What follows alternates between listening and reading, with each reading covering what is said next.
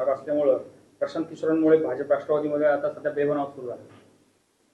मला काय तसं वाटत नाही, कारण ते म्हणजे प्रशांत किशोर यांनी अनेक राज्यांमध्ये जे आहे वेगवेगळ्या पक्षाच्या प्रचाराचं किंवा त्यांना सल्ला देण्याचं काम केलं आहे. पण राष्ट्रवादीमध्ये काही अजून त्यांची नेमणूक झाली आहे असं मला वाटत नाही. सर, प्रवीण दरेकरांनी मनोज जरांगे यांच्यावर टीका केलेली आहे की रस्त्यावर आणि नाक्यावर बसून आंदोलन करणं सोपं नाहीये, म्हणजे जेवढं सिस्टम मध्ये काम करणं त्याच्यात फरक असतो.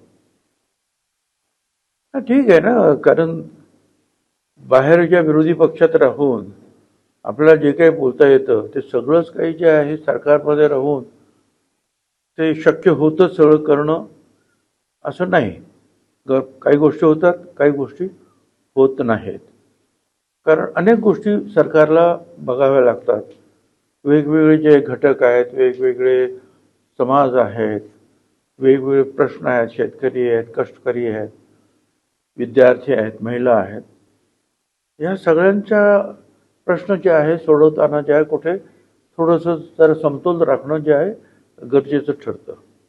सर, नाशिकमध्ये पत्रकार परिषद घेऊन कुंभमेळ्याचे जे कामं सुरू आहेत, नाशिकच्या खड्ड्यांवर सवाल उपस्थित केला आणि आणखी एक महत्त्वाचा प्रश्न त्यांनी उपस्थित केला आहे की सर्व कंत्राटदार गुजरातचे आहेत का, महाराष्ट्राचे नाहीत का?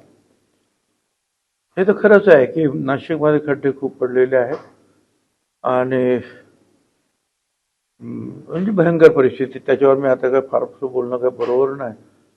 परंतु मी जे राज ठाकरे जे म्हणतायत ते गुजरातचे सगळे कॉन्ट्रॅक्टर, मी पण तसं ऐकलंय, पण मला तशी त्याची काही खात्री नाही आहे. ऐकलंय मी कानावर असं गेलं. साहेब, त्यांनी आणखी मोहन भागवत यांच्यावर बोलताना म्हणाले की भागवत यांना थोडा आता उशीर झाला युवकांना समजून घ्यायला. सरकारमधले काही मंत्री त्यांची मुलं बाहेर शिक्षणासाठी जात आहेत, जो गुण से गई वो हौस से नहीं आती, असं त्यांनी म्हटलं. ठीक आहे, ते त्यांचं मत आहे. आणि परंतु भागवतांनी जे निदान पुढाकार घेऊन बोलायला सुरुवात केली विद्यार्थ्यांबरोबर, त्यामुळे विद्यार्थ्यांचे प्रश्न जे काय आहेत ते सुद्धा लोकांच्या समोर येतील आणि कोणी कधी या बाबतीमध्ये पाऊल उचलावं हे ज्याने त्याने ठरवायचं असतं.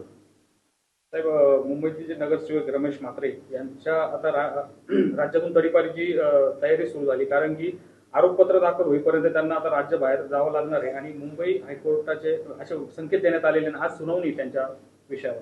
मग काय करू मी? हायकोर्टाला प्रधानमंत्री असले तरी कोर्टाचं ऐकावं लागतं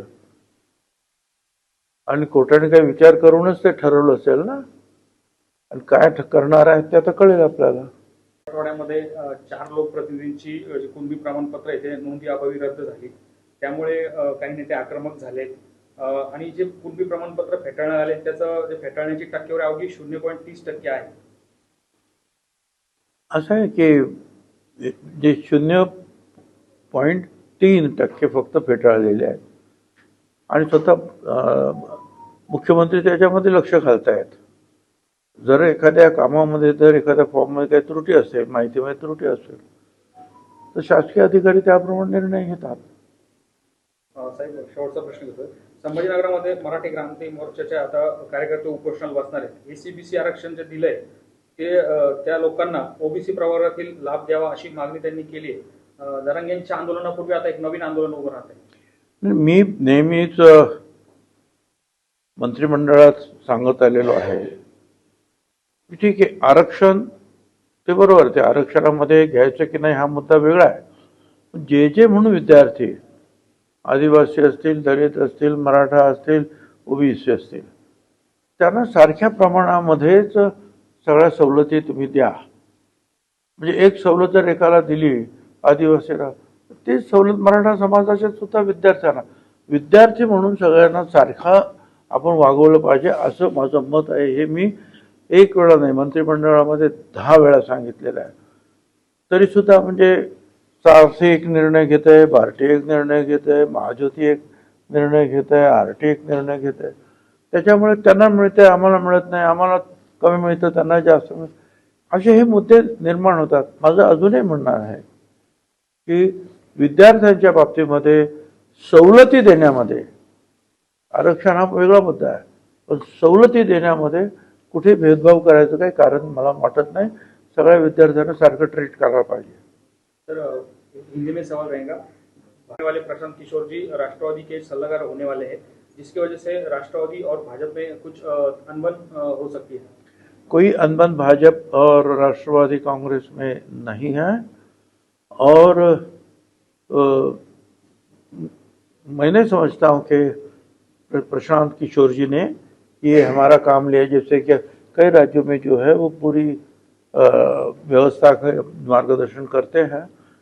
ऐसा कुछ उन्होंने कुछ को खुद तो इलेक्शन लड़ रहे हैं, वो खुद बिजी है उधर बिहार में, वो चुन कर आए हैं, तो फिर और वहाँ उनको कहाँ समय मिलना है, महाराष्ट्र में भी देखे।